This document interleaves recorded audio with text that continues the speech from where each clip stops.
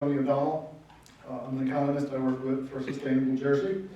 And I first want to congratulate. This has been a wonderful whole day of learning and relearning things. So the two big takeaways that were reinforced for me with regard to the concept of PACE is, one is that the idea of spreading out costs over time, a longer time horizon that was mentioned earlier this morning, so that we can do deeper energy retrofits, not just lighting. Lighting is important, but we can perhaps, if we spread out the time horizon to as far as 20 years, can finance more deeper things.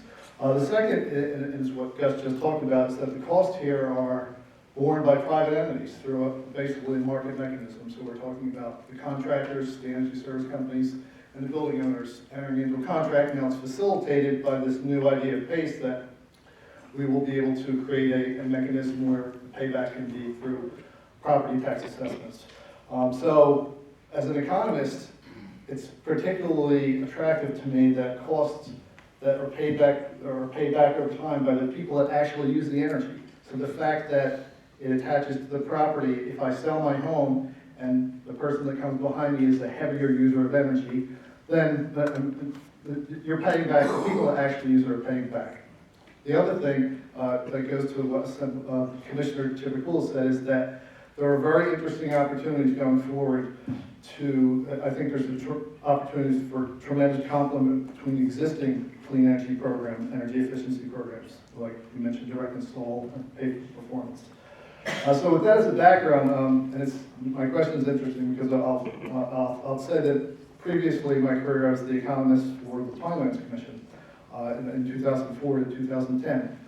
And it occurs to me that the Pinelands Commission, when they had some similar issues when they first started, and were forced to have Governor Florio who was the sponsor of that legislation. So the main issue was how do we focus development into proper areas? And a new theoretical idea was this transfer of development rights that had never been done before.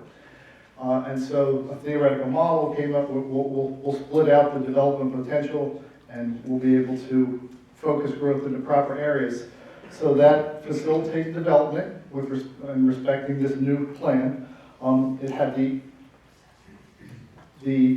added feature that addressed equity issues, so people whose land now was not able to be developed. Can I just interrupt? We do need a question.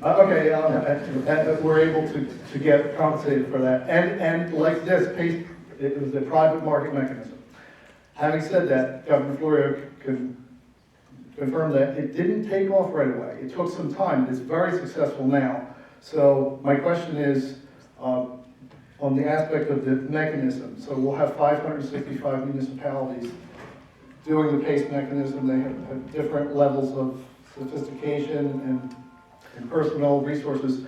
Could the panelists, no specific panelists, could you talk to what is the best way to get through having learned things that we've learned, not just through the Pinelands, but through other states that have done PACE? Can you address those issues of how we can make it as a smooth transition, so that we can, this very good idea of attaching to property assessments won't suffer from implementation issues?